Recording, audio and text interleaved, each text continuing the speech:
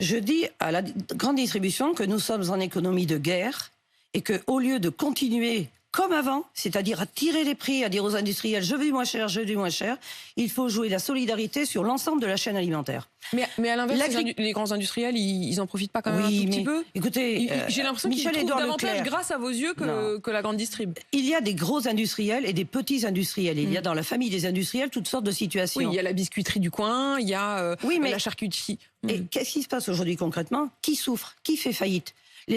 Un certain nombre d'industriels français, la Fédération de la charcuterie l'a dit, la Fédération de la biscuiterie l'a dit. Alors bien sûr, certains distributeurs, notamment ceux qui viennent souvent chez vous, mettent toujours en avant les grands groupes, les grands industriels. Pourquoi? Parce que Leclerc, il ne peut pas dicter sa loi à Coca-Cola, il ne peut pas dicter sa loi à Unilever, il a besoin de ces produits-là chez lui. Et là, il est dominé. Sur tous les autres, il est dominant et il impose sa loi, avec des pratiques dans les boxes de négociation qui ne sont pas très correctes. Donc moi, je souhaite quand même que industriels, distributeurs, nous producteurs et consommateurs, on se dise, pour sauver l'agriculture française que tout le monde aime, dit aimer, eh bien il faut acheter des produits français. C'est la meilleure façon de pérenniser notre agriculture. Mais retenez bien cela, les courbes de production en France baissent. Les crises mettent en avant les dépendances. Poutine a fait de l'alimentation l'arme alimentaire. Regardez le vote à l'ONU. Les pays qui font allégeance à Poutine sont ceux qui ont besoin de son blé. Et donc l'alimentation... C'est l'un des arguments désormais diplomatiques dans le rapport de force. Et donc l'alimentation, ça ne se brade pas. C'est une mission régalienne de l'État que d'encadrer pour garder de l'agriculture en France. On ne peut pas attirer des jeunes vers l'agriculture s'il n'y a pas de perspective de meilleurs revenus. Et je voudrais qu'on rentre justement dans le détail aussi de ceux qui souffrent. Parce que vous l'avez dit, globalement, les agriculteurs ont quand même augmenté leurs revenus récemment. Mais il y a des secteurs qui souffrent particulièrement, et notamment le bio. Le bio qui était dans un boom absolu. Vous disiez il faut réussir à attirer les jeunes vers le métier. Le bio, ça faisait partie des nouvelles exploitations. Aujourd'hui, c'est fini, ils sont en grand danger. Alors, c'est pas fini. Il ne faut pas dire que c'est fini, parce que ceux qui sont en bio aujourd'hui, il faut qu'ils puissent le rester. Donc, nous demandons un plan de soutien pour eux. La réalité, c'est quoi? C'est que ce sont les Français qui décident de ce qu'ils achètent. Ce sont les Français qui ont décidé d'acheter moins 20% de lait bio. Parfois, ils ne décident pas, hein, c'est leur portefeuille qui décide. Oui, mais c'est quand même eux qui décident. Et comme le bio, c'est plus cher, c'est la première chose à laquelle on renonce. Madame, c'est quand même eux qui décident des priorités de leur budget. Pour ceux qui sont précaires, je revendique le chèque alimentaire parce que j'ai un cœur et je vois ce que c'est. J'ai eu des enfants étudiants qui avaient des amis étudiants pour qui les parents ne donnaient pas de quoi acheter de l'alimentation. Et donc, il y a ce besoin d'accompagnement des plus précaires. Par contre, oui, ce sont les Français et tous ceux qui avaient dit bio, bio, bio et qui aujourd'hui ne sont pas au rendez-vous. Mais y compris d'ailleurs un certain nombre de sphères politiques, de sphères médiatiques qui avaient beaucoup porté et qui aujourd'hui disent c'est fini, c'est foutu. Moi, je ne dis pas c'est fini, c'est foutu. Il y a une mauvaise passe. Il faut les accompagner pour qu'ils tiennent. Beaucoup d'argent a été consacré à la conversion à l'agriculture biologique. Dans d'autres pays, il y a moins de baisse de consommation. Mais pour qu'ils tiennent, il faut aussi accepter de payer un petit peu plus cher. Vous connaissez ma devise, plus vert, c'est plus cher. Oui, mais écoutez, madame, on ne peut pas demander aux agriculteurs... Mais ce cri que vous avez poussé régulièrement, vous le poussiez avant, aujourd'hui, il est beaucoup moins audible. Pourquoi il est moins audible? Parce que les gens ont moins de sous. Il y a des chèques alimentaires, il y a des chèques carburant, il y a des chèques énergie. C'est une question de priorisation aussi. J'entends que les gens ont moins d'argent et je vis dans une petite commune rurale où il y a toutes sortes de pouvoirs d'achat. Mais est-ce qu'on dit aux agriculteurs, écoutez, c'est trop dur, il faut que vous baissiez vos prix, vous gagnerez moins, tant pis, parce qu'il faut que les Français... Non, mais est-ce que c'est pas à l'État d'accompagner le temps de cette crise du pouvoir d'achat ceux qui doivent vendre leurs produits plus chers et qui font du bio? Mais il le fait. Il le fait. Dans la politique agricole commune, on est passé de 250 millions d'euros à 375 millions d'euros. C'est-à-dire qu'il y a eu une augmentation de l'argent consacré à l'agriculture biologique. Il a été dit qu'il serait aidé. Mais les consommateurs ne peuvent pas dire faites plus beau, plus bien-être, biosécurité, puis dire à la fin, ah ben non, mais on ne peut pas, finalement, on n'honore pas la commande. Pour mettre en route une exploitation bio... Vous estimez que les consommateurs ont une responsabilité là-dedans? Écoutez, vos emplettes sont vos emplois, la formule n'est pas de moi. On a vu ce que ça donnait pour l'industrie textile. L'industrie textile a quitté la France, tout le monde est habillé, personne n'est tout nu. Mais on a perdu l'industrie textile. Cette idée de dire on peut acheter tout moins cher, quelles que soient les conditions sociales de production ou les conditions de production pour l'élevage ou autre, ça conduit notre pays à avoir délocalisé toutes ces industries, son industrie textile. Moi, je ne veux pas que l'agriculture vive le même sort que l'industrie textile, qui aujourd'hui n'a pas pu résister en France parce que le leitmotiv c'était acheter moins cher, acheter moins cher, acheter moins cher.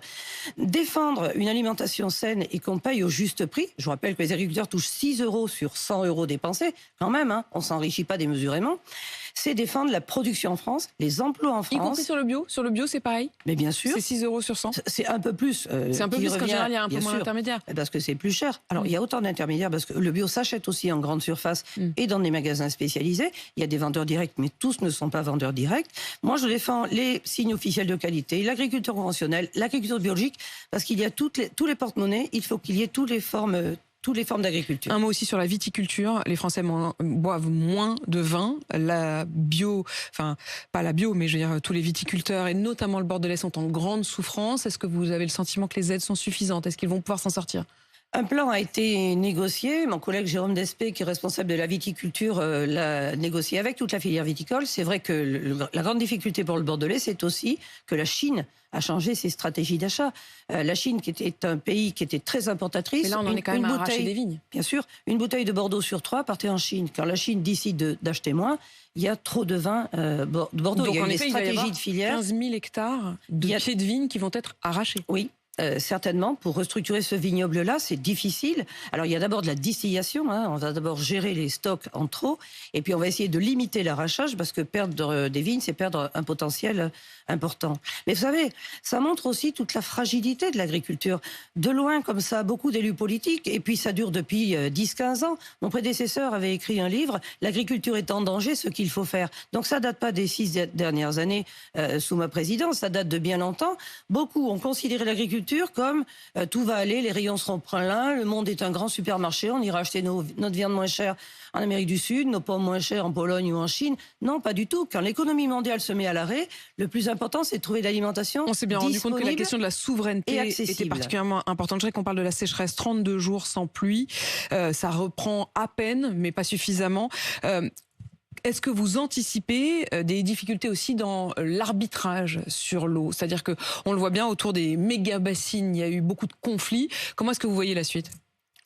Alors, Dieu merci, il commence à pleuvoir à droite à gauche, et moi je compte beaucoup sur le mois de mars, qui est un mois clé, hein, c'est le mois de bascule, le mois de mars. La neige arrive en quantité, j'étais dans le sud-est la semaine dernière, il y a énormément de neige, donc ça fera de l'eau dans les rivières à la fonte des neiges. J'espérais les giboulées de mars. Malgré tout, nous n'avons pas suffisamment de réserves d'hiver. S'il y a des pluies régulières ensuite, ça sauve les saisons. Mais nous savons que nous devons engager un programme de sobriété supplémentaire par rapport à l'eau, mais aussi une meilleure gestion de l'eau. Le GIEC dit qu'il y aura des alternances de périodes extrêmes. Beaucoup de pluie diluvienne. Et vos images le montrent souvent, d'ailleurs c'est désastreux. Stocker cette eau quand elle tombe en abondance pour l'utiliser quand elle est rare. Méga-bassine. Oui. Quand vous avez dit méga-bassine à Emmanuel Macron, il vous a répondu. Non, je n'ai pas dit méga-bassine, je lui ai dit réserve d'eau hivernale. Le vrai mot, c'est celui-là. Parce que sinon, l'autre mot, c'est le mot militant et c'est celui qui tue le débat. Tous les rapports disent qu'il faut mieux gérer l'eau, même le GIEC le dit. Mais il était d'accord avec ça? Est-ce qu'il sera de votre côté? Bien sûr, il a conclu, et des articles sont parus suite certainement des interviews qu'il a données récemment.